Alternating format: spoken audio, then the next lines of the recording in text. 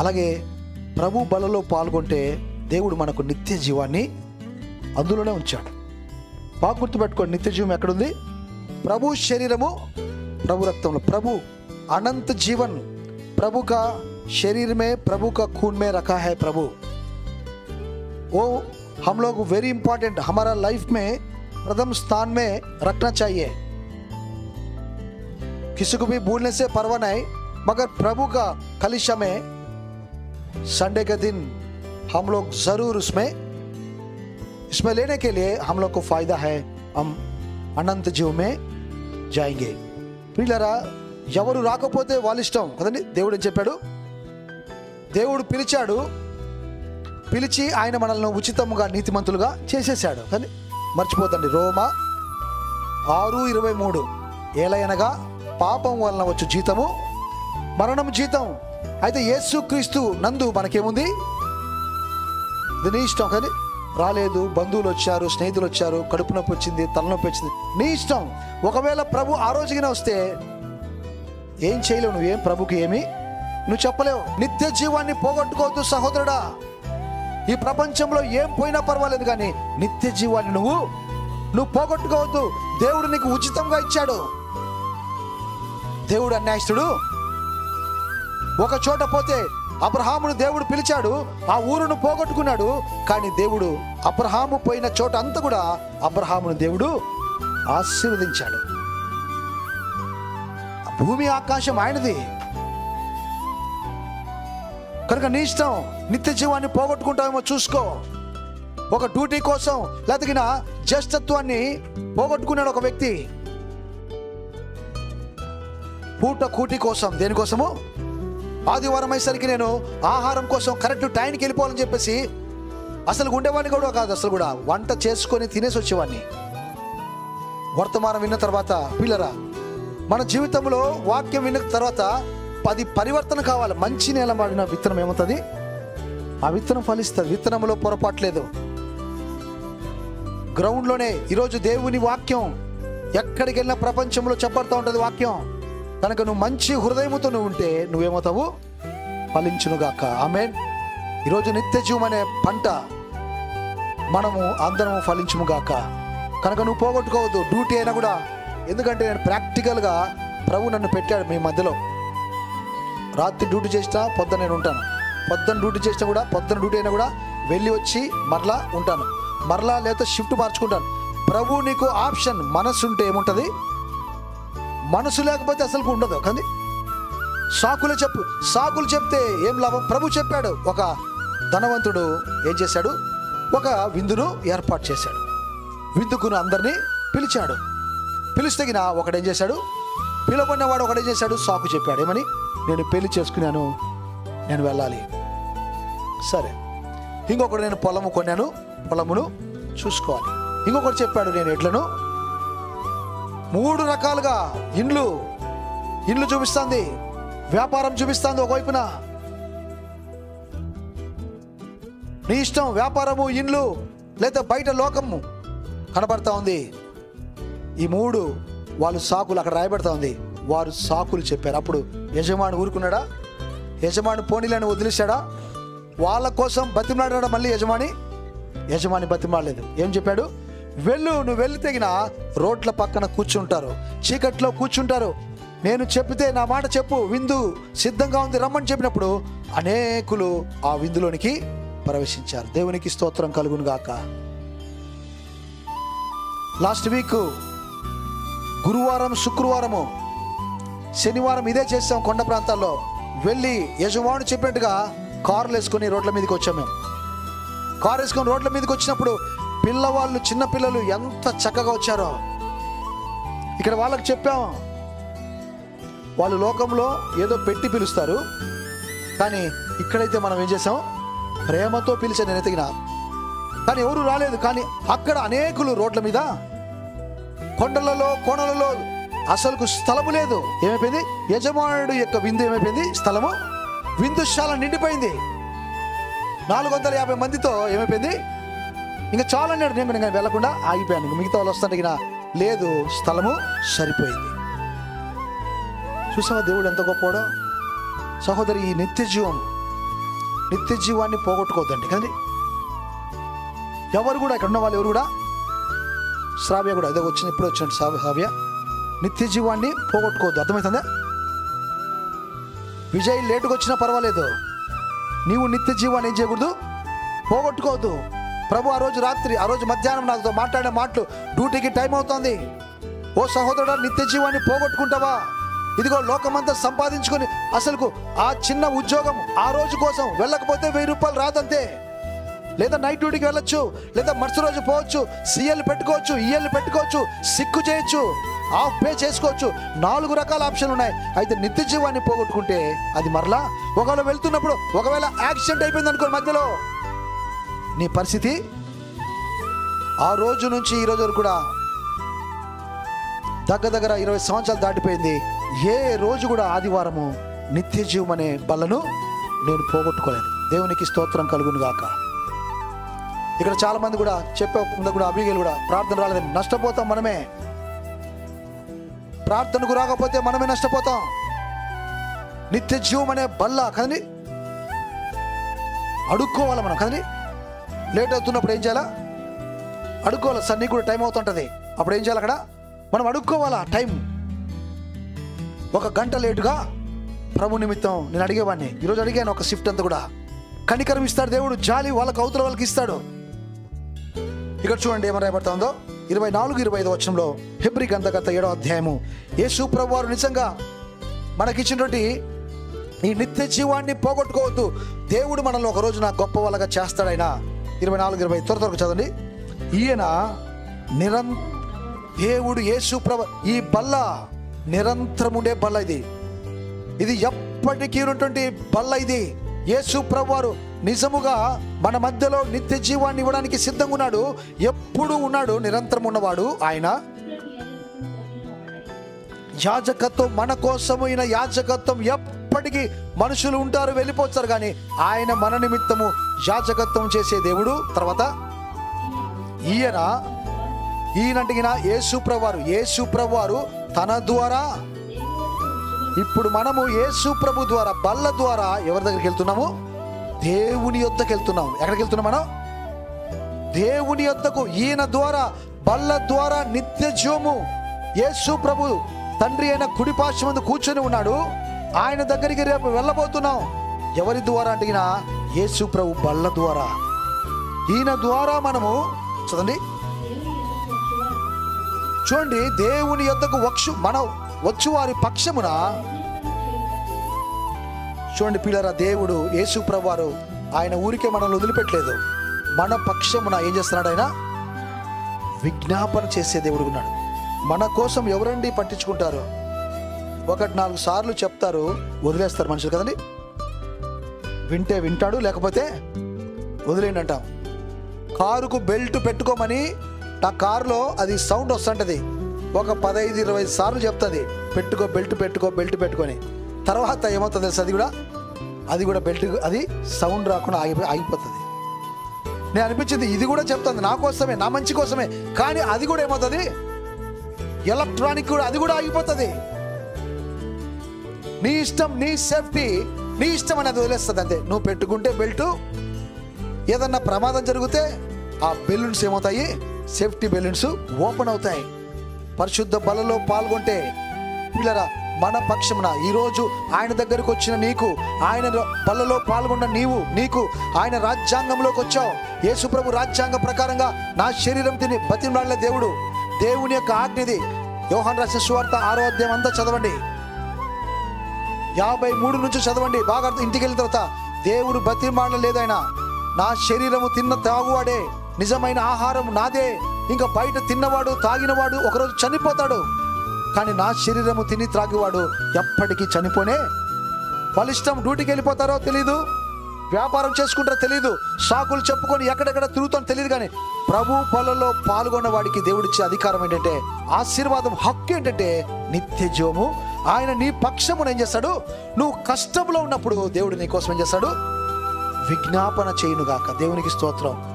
ఆయన దగ్గరికి రాకపోతే దేవుడు కూడా దేవుడు చేయలేడు. ఈరోజు బల్ల దగ్గరికి నువ్వు రాలేకపోతే దేవుడు ఏం చేయలేడు. రెండోది విజ్ఞాపన చేయును. తర్వాత ఆయన నిరంతరము జీవించుచున్నాడు కనుక. ఇక్కడ చూడండి పిల్లల, బలలో పాల్గొన్న మనకు ఆశీర్వాదం ఏంటంటే మనలను సంపూర్ణులుగా మొదటిసారి రక్షించబడ్డాం. పిల్లల, మారు మనసు పొందిన తర్వాత ప్రభు నామమున ప్రార్థన చేయవాడందరూ కూడా ఏమవుతాము? రక్షించబడ్డాం. అయితే మనల్ని సంపూర్ణంగా ఈ లోకములో నుంచి మనము మరణం వరకు నమ్మకంగా ప్రభు కొరకు జీవించేటట్టుగా తప్పిపోతున్న మనలను ప్రభు బలలో పాల్గొనే నిన్ను ఒక రోజున ఆయన సంపూర్ణముగా నిన్నేం చేస్తాడు? దేవుడు సంపూర్ణంగా రక్షించుటకు యేసు ఈ యొక్క బల్ల అంత శక్తి గలది. మనము సంపూర్ణ ఉండడానికి మన శక్తి సరిపోదు. ఎవరికి సరిపోతుంది? యేసు ప్రభు వారు ఆయన నీ పక్షంలో విజ్ఞాపన చేయడమే కాదు, నిన్ను సంపూర్ణుడిగా రక్షించుటకు ఆయన శక్తిమంతుడై ఉన్నాడు. प्रभु यीशु मसीह हमारे को बचाया, फिर हम लोगों को प्रभु के साथ जाने का टाइम वर्क हमको वो बचाएगा. वो शक्तिमान है प्रभु, वो हमारे लिए जो कुछ भी करेगा. ఇది మొదటిది. రెండో భాగంలోకి చూద్దాం. 8వ అధ్యాయం 8వ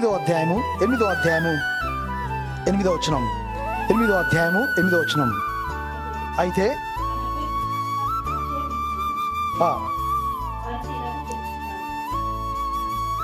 ప్రభు ఇట్లా, నేను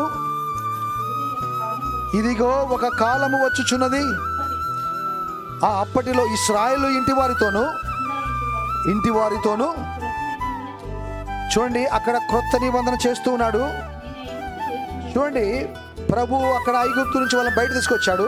1 కొరింథీ పత్రికలో 11వ అధ్యాయంలో ఇక్కడ యేసు ప్రభు రక్తముతో నూతన నిబంధన, అక్కడ ఇశ్రాయేలు ప్రజలతో యూదా ప్రజలతో ఇంటి వారితో ఆయన నిబంధన చేసుకున్నాడు. ఈరోజు యేసు ప్రభు రక్తము ద్వారా ఈరోజు ఆయన నిబంధన చేసుకుంటున్నాడు. ఆయన బిడ్డగా నిన్ను చేసుకుంటున్నాడు. చేసుకుని హెబ్రీ గ్రంథకర్తలకు వద్దాం. వచ్చి 10వ వచనం చదవండి దయచేసి. 10వ వచనం చూడండి. 9వ వచనం నుంచి చదవండి దయచేసి. ఐగుప్తులో దేశము నుండి నీ పితరులను వెలుపలికి తీసుకొని వచ్చుటకును వారిని చెయ్యి పట్టుకొని కాదు, ఏమనగా వాళ్ళు ఆ నిబంధనలో మన పితరులు నిలబడలేదు.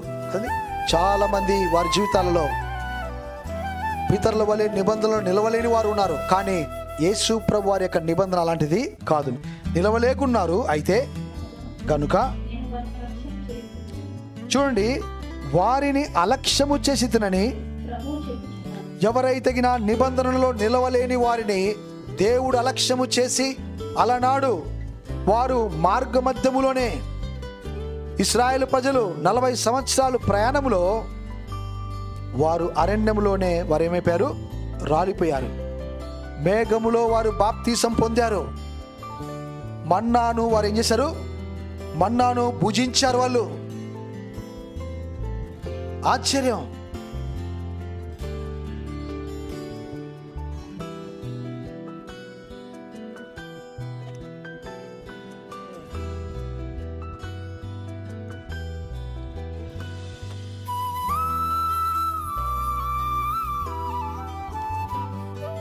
చూడండి, ప్రజలు ఇశ్రాయేలు ప్రజలు ఎలా ఉన్నారో ఈరోజు కూడా ప్రజలు అలాగే ఉన్నారు. దేవుని బల్ల నిత్యజీవ బల్లది. ఏంటది? నిత్యజీవ బల్ల. పిల్లరా, అలనాడు వారిని దేవుడు అలక్ష్యం చేశాడు. కానీ శూరది. ఈరోజు మనం చెడిపోవడం కాకోకుండా మన పిల్లలు కూడా చెడిపోతున్నారు. మన పిల్లలకు మనం ఏది నేర్పుతారో అదే వాళ్ళు నేర్చుకుంటారు. అందుకే శుక్రవారం వాడికి ట్యూషన్ ఆపి, చదివింది చాలు, వాడికి దైవభక్తిని నేర్పించు తల్లిగాను అని వాడిని తీసుకొని వచ్చాం. చాలు, ట్యూషన్ చదివిన చదువు చాలు, వాడికి భక్తి నేర్పించు. ఈరోజు మన తల్లిదండ్రులు ఏది నేర్పుతానో అదే వాళ్ళు నేర్చుకుంటారు. ఈరోజు నిత్య జీవం ఎంత ప్రాముఖ్యమైందో. మా ఇంట్లో మా నాన్న, ఆయన డిప్యూటీ తహసీల్దార్, ఆదివారము చాలా ఇంపార్టెంట్. కలెక్టర్స్ లేకపోతే బయట నుంచి రాజకీయ నాయకులు ఇన్స్పెక్షన్స్ అంతా కూడా ఆ రోజు ఆదివారం జరుగుతుంది. కానీ ఆదివారం ఎటువంటి పరిస్థితుల్లో 100% మా నాన్న మందిరంలోనే ఉండేవాడు, మందిరంలోనే వాక్యం చెప్పేవాడు. ఉద్యోగం పోయినా పర్లేదు. ఒకరోజు ఇన్స్పెక్షన్కి వచ్చారు, వచ్చినప్పుడు లేడు కనుక సస్పెండ్ ఆర్డర్స్ వస్తాయని చెప్పారు. అయినా పర్వాలేదు, క్రీస్తు నిమిత్తము పౌలు ఒక మాట చెప్పాడు. ఏమని? నాకు ఏవేవి లాభకరంగా ఉన్నాయో క్రీస్తు నిమిత్తం ఏం చేస్తున్నాడు? నష్టముగా పెంటగా పర్వాలేదు, ఒకవేళ పోయినా ఉద్యోగం పోయినా పర్వాలేదని మా నాన్న డిసైడ్ చేస్తున్నాడు. వెళ్ళిపోయినాడు మినిస్టర్, వెళ్ళిపోయి ఆయనకు పిల్లరా కలెక్టర్ వచ్చేసి సీరియస్ అయిపోయి వెంటనే ఇమీడియట్గా సస్పెండ్ ఆర్డర్ పంపించాలనుకున్నాడు. 3 రోజులు అయిన తర్వాత మరి ఆర్డర్ వస్తుంది అనుకుంటున్నా అకాలంగా అతడు హార్ట్ అటాక్తో చనిపోవడం అయింది. చూడండి, దేవుని ప్రజలకు అన్యాయం జరగనే నువ్వు అనుకుంటున్నావు దేవుని సన్నిధికి వస్తే నష్టం జరగదు గాక. ఒకవేళ ప్రభు సన్నిధిలో నుంచి నువ్వు బయటికి వెళ్ళిపోతే, యూదా చేసింది అదే పని. యూదా అన్న బల్ల పుచ్చుకొని పోయాడు. చూసారా, యూదా ఏం చేశాడు? బల్లను పుచ్చుకొని వెళ్ళి అతడు ప్రభువును అప్పగించాడు. అలా రెండో ఒకరు బల్లకు దూరం అయిపోతారు, బల్ల పుచ్చుకున్న తర్వాత కూడా మనము లోకంలోకి వెళ్ళిపోయే పరిస్థితులు ఉంటాయి. కానీ ఈరోజు వాక్యం చెప్తా ఉంది, కానీ మన దేవుడు మనలను సంపూర్ణంగా రక్షించుటకు ఆయన సిద్ధమైన దేవుడు. అంతేకాదు, ఆయన మనకు క్రొత్త నిబంధన రాస్తా అని చెప్పాడు. ఆ దినాల్లో ఉన్నట్టు కాకోకుండా క్రొత్త నిబంధన 10వ వచనం చూద్దాం. క్రొత్త నిబంధన 10వ వచనం. ఆ దినములైన తర్వాత ఇశ్రాయేలు ఇంటి వారితో నేను చేయబోయే నిబంధన ఇదే. చూసారా, ఎక్కడ ఉంచుతున్నాడు? ఇప్పుడు మనస్సులో పెడుతున్నాడు. మనుషులు పుస్తకాలు ఇస్తుంటే పడిపోతున్నాయి, వాటిలో పాటించలేకపోతున్నాడు. దేవుడు ధర్మవీధిని ఎక్కడ రాస్తున్నాడు? మనస్సులో రాస్తున్నాడు. దేవునికే మహిమ కలుగును గాక. చూసావా సహోదరి సహోదరులారా? అది సైలెంట్లో పెట్టు, పర్లేదు. ధర్మవీధిని ఎక్కడ రాస్తున్నాడు దేవుడు? మనుషులు.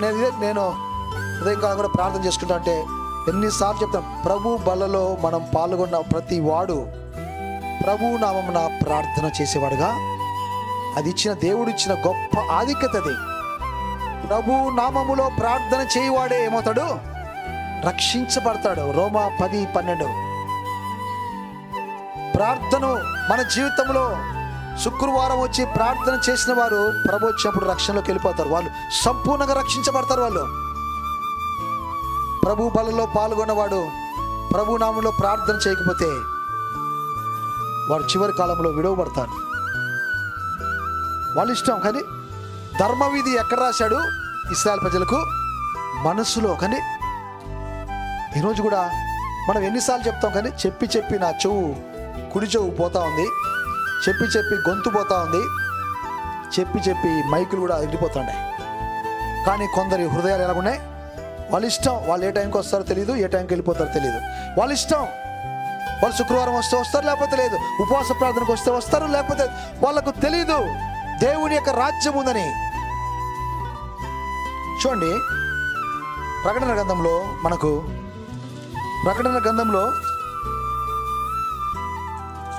7వ అధ్యాయం 5వ అధ్యాయం 5వ అధ్యాయంలో చూడండి, ప్రకటన గ్రంథంలో 11వ వచనంలో 11వ వచనం చూడండి. మరి నేను చూడగా జీవులను వినబడను. వారి లెక్క ఎలాగుందంటండి? పరలోకములో మనం అనుకుంటాను, నేను అరిచినా కూడా ప్రయోజనం లేదు. దేవుడు ధర్మవిధిని నేను రాస్తాను. ఆయన ఎన్నుకుంటాడు. కొంతమంది మనుషులను ఎన్నుకుంటాడు, అందరిని కాదు. ఆయన కొందరిని ఎన్నుకొనేసి ధర్మవిధి రాస్తాడు. వాళ్ళు కోట్ల మందిగా ఉంటారు. ఆ వాక్యం చదివినప్పుడు ఎంత సంతోషం వేస్తుందో. ప్రభు అన్యాయస్తుడు కాదు. మొన్న కూడా మేము వెళ్ళినప్పుడు ఎంతమంది వచ్చారు పిల్లలు, చూసినప్పుడు ఎంత ఆనందం వేసిందో. ప్రభు తన ప్రజలను ఏం చేస్తాడు? ఆయన వీల వేసుకొని పిలుచుకుంటాడు. దేవునికి స్తోత్రం కలుగును గాక. దేవుని జనాభా పెరిగిపోతా ఉంది. కోట్లకు లెక్కింప సఖ్యం అటువంటి మనం అనుకుంటా ఉంటాం. ఈరోజు నేను ఒకవేళ పోర్ట్లో ఉద్యోగం రిటైర్డ్ అయిపోతున్నాడు. పోర్ట్లో ఉద్యోగం రిటైర్డ్ అయినా కూడా పోర్ట్ ఏమవుతుంటుంది? రన్ అవుతానే ఉంటుంది.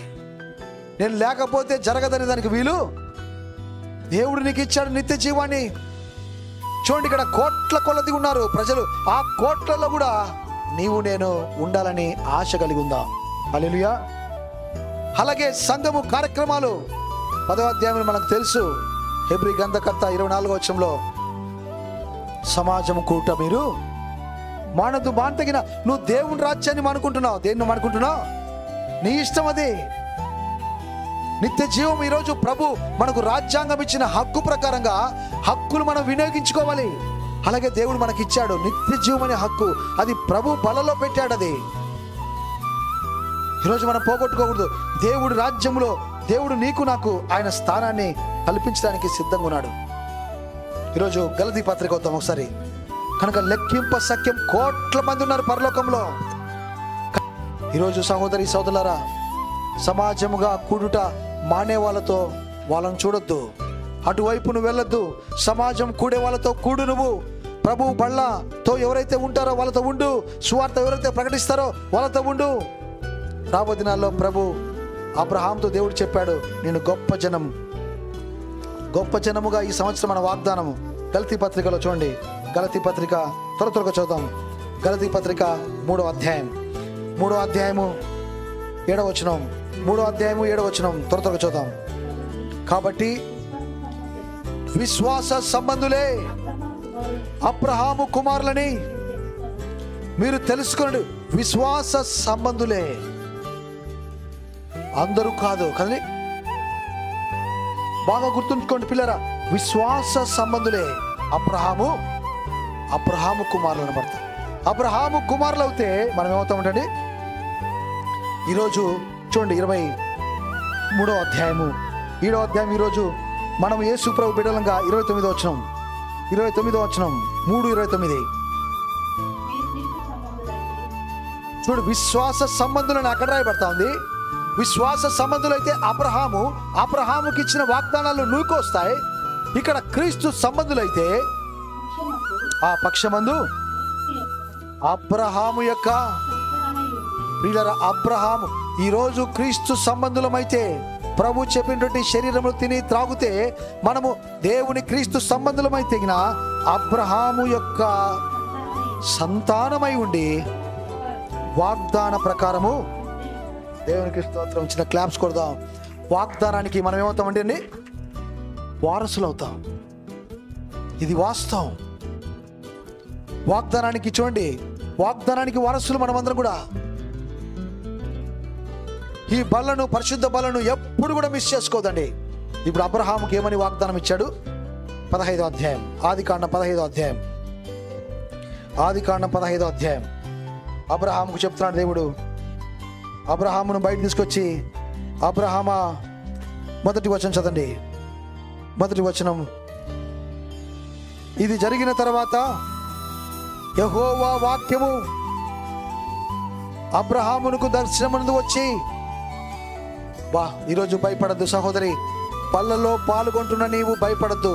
ఒకవేళ బలలోకి క్రీస్తులోనికి రాకపోతే మారు మనసు పొంది బాప్తీసము పొందిన తర్వాత ప్రభు బలలోనికి, నిత్య జీవంలోనికి దేవుడు నీకు ఆస్కారము, అవకాశం దేవుడు ఇస్తాడు. ఎప్పుడైతే బలలో పాల్గొంటావో ప్రభు यीशु मसीह का अभी खून शरीर हम लोग लेता है ना, प्रभु जो कुछ भी अब्राहम को वाग्दान दे दिया वो पूरा वाग्दान, वो आशीर्वाद हम लोग भी प्रभु देगा। अब्राहम को कौन सा आशीर्वाद दे रहा है? इधर बोल रहा है अब्राहम को, आपको हम बहुत ऊंचा, सबसे बहुत ऊंचा లేకే జాయింగే। ఇక్కడ రాయబడతా ఉంది, ఇదిగో అబ్రహామా నేను నిన్ను అత్యధికమైన జనముగా, క్లాప్స్ కొడతాం పిల్లరా, దేవుడు మామూలు వాడు కాదు దేవుడు। ఈ మాటలు అబ్రహాం నమ్మాడు। కిందలో అబ్రహాం ఏం చేశాడు నువ్వు గుర్తుపెట్టుకో, అబ్రహాముకు దేవుడు 12:2 చదవనా, 12:2 అత్యధికముగా దేవుడు దీవించు, నువ్వు నమ్ము। అబ్రహాము నమ్మాడు, నేను గొప్ప జనముగా చేసి నిన్ను ఆశీర్వదించి, మనకిచ్చిన వాగ్దానం ఇది। దేవుడు నిజంగా నిన్ను ఆశీర్వదించి నీ నామమును ఏం చేస్తాడు దేవుడు, ఇది వాస్తవం। వాస్తవం పిల్లరా, దేవుడు చేయకపోతే బైబిల్ నుంచి ఎప్పుడు చెప్తాను, పోర్టు కొట్టస్ నుంచి కూడా ఈ బైబిల్ నేను కూడా ఇక్కడే ఉంటానని చెప్పేవాడిని. దేవుడు ఆయన ఇస్తగిన ఆయుష్ నేను ఇక్కడే ఉంటాను. ఈ బైబిల్ పట్టుకున్నవాడు దేవుడు చెప్పినట్టుగా బతుకుతే నువ్వు గొప్పవాడు కాకపోతే పిల్లరా ఈ బైబిల్ అబద్ధం అయిపోతుంది. ఈ దేవుడు అబద్ధమవుతాడు. ఈ బైబిల్ ఎప్పుడు అబద్ధము కాదు. అబ్రహాము ఎలాంటి వాడంటే, ఫస్ట్ మాట, అబ్రహామా నువ్వు బయటికి రా అంటిగిన. అబ్రహాము ఎలాంటి వాడంటే దేవుని స్వరమును విన్నవాడు. చెప్పండి, ఏ స్వరం విన్నాడు? మనుషుల స్వరం ఎంతో వింటున్నాడు, కానీ ఈ స్వరము ఎలాగుంది? దేవుని స్వరం. ఇది ఎప్పుడు కూడా ఆ స్వరం వినలేదు. ఈ స్వరము అన్ని స్వరాల కంటే ఎలాగుంది? ఇది చాలా ప్రత్యేకంగా. అబ్రహాముతో దేవుడు మాట్లాడుతున్న మొట్టమొదటి రోజే దేవుని స్వరం విని ఏం చేశాడు? ఆయన దేవుని మాటను ఏం చేశాడు? నమ్మాడు. అబ్రహామా నేను నిన్ను గొప్ప చేస్తానంటే ఎక్కడవుతానులే అన్నాడా? నో. రెండవది, అబ్రహాములో విన్న మాటను ఏం చేశాడు? ఆయన నమ్మేవాడు. అబ్రహాం ఎలాంటి వాడు? దేవుని మాట వినేవాడు. రెండోది నమ్మేవాడు. బయటికి రా అంటే వెంటనే అతను ఏం చేశాడు? బయటికి వచ్చేసాడు. మనం కూడా ఏ పాపములో ఉన్నావో బయటికి వచ్చామన్నప్పుడు ఆ పాపంలో చేరాలి మనము. నువ్వు బయటికి రావాలా. నువ్వు అక్కడే ఉంటే కష్టం. సంసోను మాదిరిగా చివరికి హతసాక్షి అయిపోతావు. సంసోను అక్కడే ఉండిపోయాడు, కానీ జీవితకాలం చాలామంది అలాగే ఉండిపోతారు కనుక వాళ్ళు గొప్ప కాలేరు. యేసు ప్రభు నమ్ముకుంటే నువ్వు గొప్ప అయి తీరుతావు. ఈ భూమి మీద నీకు కొరత ఉండదు. దేవుడు చెప్పాడు క్లియర్గా. నువ్వు అన్ని నటన, పాత జీవితం మాదిగానే నటన, అక్కడొక మాట ఇక్కడొక మాట, యథార్థత లేకోకుండా నువ్వు ఎంతకాలం ఉన్నా కూడా ప్రయోజనము ఉండదు. అబ్రహాము అతని జీవితంలో బయటికి రా అంటే ఊరు నుంచి అతను ఏం చేశాడు? ఫ్రెండ్స్ ఉంటారు. ఊరు నుంచి ఎందుకు చెప్పాడు? ఫ్రెండ్స్. పొద్దున నా భార్య మాట్లాడుతూ ఉంది, వీడు పిల్లోడు ఏం చేస్తున్నాడు? స్కూల్లో ఉండి ఫ్రెండ్స్తో ఉండి ఏం చేస్తున్నాడు? కొన్ని చెడ్డ మాటలు, కొన్ని బ్యాడ్ వర్డ్స్ వాడుతున్నాడు అని చెప్తుంది వాళ్ళమ్మ. నాకు అక్కడ రూమ్లో నాకు వింటున్నాను, కోపం వస్తుంది, వస్తే కొట్టాల్సి వస్తుందని. ఫ్రెండ్స్ వల్ల ఏమవుతాం? మనం బాగుపడాలన్నా ఫ్రెండ్సే, చెడిపోవాలన్నా కూడా మనము ఫ్రెండ్సే. అది వాస్తవం. ఊరు కానీ మనం బాగుంటే ఊరు బాగుపడుతుంది. మనం సరిగా ఉంటే పిల్లలు ఈరోజు మనము కూడా అబ్రహామును దేవుడు ఎందుకు చెప్పంటే ఆ ఊరు వదిలిపెట్టు. ఏం చేయాలంటండి? చాలామంది మనం బాగుపడాలంటే మన పాత ఫ్రెండ్షిప్, పాత అలవాట్లు ఏం చేయాలి? వదులుకోవాలి. సమర స్త్రీ ఏం చేసింది? దేవుడు చెప్పిన వెంటనే ఏం చేసింది? ఆమె వదిలేసింది. దేవునికి స్తోత్రం. క్లాప్స్ కొడదాం పిల్లరా. అబ్రహాం మాదిరిగానే మూడవది వదిలిపెట్టాడు, వదులుకొని వచ్చేసాడు. నాలుగోది అబ్రహాము బలిపీఠం కట్టేవాడు. ఏం చేసేవాడు ఆయన? బలిపీఠం. అతని జీవితంలో ప్రార్థన ఏముంటుంది? దానిలో ప్రార్థన అనే బలిపీఠం ఉంది. నీ జీవితంలో ప్రార్థన లేదో నువ్వు గొప్పవాడు కాలేవు. ప్రార్థన నిన్ను గొప్ప వ్యక్తిగా చేస్తుంది. నీ ఇష్టం. కానీ ప్రభు ఈరోజు ధర్మవిధి నీలో రాస్తే నువ్వు ప్రార్థనకు వస్తావు. నువ్వు ప్రార్థన చేస్తూ ఉండు, నీ స్థితిగతులు ఏమవుతాయి? అలా రోజు రోజుకి దేవుడు ఆయన మార్చునుగాక. చూడు, నువ్వు ప్రయత్నం చేయి. ఇక్కడ ఎంతమంది సాక్ష్యం చెప్పారు. నేను 15 సంవత్సరాల నుంచి ఇక్కడ చెప్తున్నాను, 24 సంవత్సరాల నుంచి అన్ని చోట్ల చెప్తున్నాను మైక్లో. దేవుడు నన్ను గొప్ప చేశాడు, కానీ మిమ్మల్ని కూడా గొప్ప. ఒకప్పుడు అప్పుల బాధలు ఉన్నవాడిని, వచ్చి నా ఇంటి దగ్గర వచ్చి అడిగేవాడు, తల దించుకునేవాడిని. ఇప్పుడు దేవుడు నన్ను ఏం చేశాడు? తల ఎత్తుకునేవాడిగా. ఇంతకుముందు చెయ్యి చాచేవాడిని, ఈరోజు చెయ్యి ఇచ్చేవాడిగా దేవుడు నన్ను చేశాడు. దేవుని యొక్క వాగ్దానం. ఇంతకుముందు కారు పక్కన నిలబడి, ఎవరో కారు పక్కన నిలబడి ఫోటో తీయించుకొని గొప్పగా ఫీల్ అయ్యేవాడిని. ఇప్పుడు నాకే దేవుడు 2 కార్లు దేవుడు ఇచ్చాడు. దేవునికి స్తోత్రం కలుగును గాక. దేవుడు నిన్ను గొప్ప చేస్తాడు. కానీ ఒకప్పుడు ఎండలో చెమటకు సూర్యుని కింద పనిచేసేవాడిని, నాకు ఒక చైర్ కూడా లేదు, నిలబడేవాడిని నేను ఉద్యోగంలో. అలాంటిది దేవుడు ఈరోజు నాకు ఏం చేశాడు? ఒక రూమ్ని ఇచ్చాడు. నాకు ఒక సైడింగ్ సూపర్వైజర్గా దేవుడు చేశాడు. నేను ఏ సైడింగ్లో కూర్చుని కూడా నాకు చల్లని ఏసీ దేవుడు పెట్టాడు, గొప్పగా చేశాడు. దేవునికే మహిమ కలుగును గాక. ఇప్పుడు మధ్యాహ్నం వెళ్ళే వెంటనే ఒక 3 వ్యక్తులు ఉంటారు నాకు, సార్ ఏం కావాలి సార్ అని చెప్పేసి వెంటనే టీ కావాలంటే టీ నా చేతికి అంది. ఒకప్పుడు ఎండలో ఉన్నవాడిని నన్ను ఏం చేశాడు? దేవుడు ఏసీలోకి తీసుకొచ్చాడు. దేవునికి స్తోత్రం కలుగును గాక.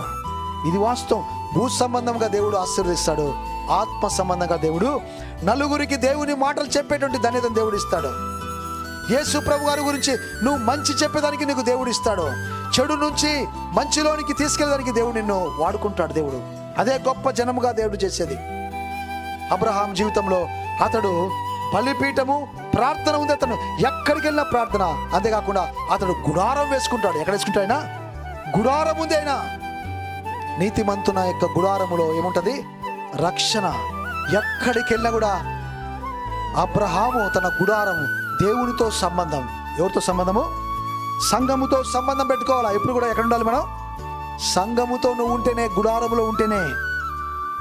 గుడారము దాటిపోతే ప్రమాదము, సాతానుడు పొంచి ఉంటాడు. అబ్రహాము జీవితంలో ఆయన ఆశీర్వాదానికి మూల కారణం ఏంటంటే సమర్పణ జీవితం. అబ్రహాములో ఏముంది? నీ కుమారుణ్ణి నాకు బలిగా ఇమ్మంటే అబ్రహాం ఏం చేశాడు? వెనుదీయలేదు. వెనుదీశాడా? మనం చిన్న దానికోసం వెనుదీస్తాం కదా, వెళ్ళిపోతాం. కానీ వీళ్ళరా వెనుదీయద్దండి. ప్రభువుకు ఎవడైతే వెనుదీయకుండా ఉంటాడో వారి జీవితంలో 24వ అధ్యాయంలో రాయబడతా ఉంటుంది. ఆదికాండం 24వ అధ్యాయంలో దేవుడైన యెహోవా అబ్రహామును ఏం చేశాడంటే బహుకాలము గడిచిన వృద్ధుడయ్యాడు.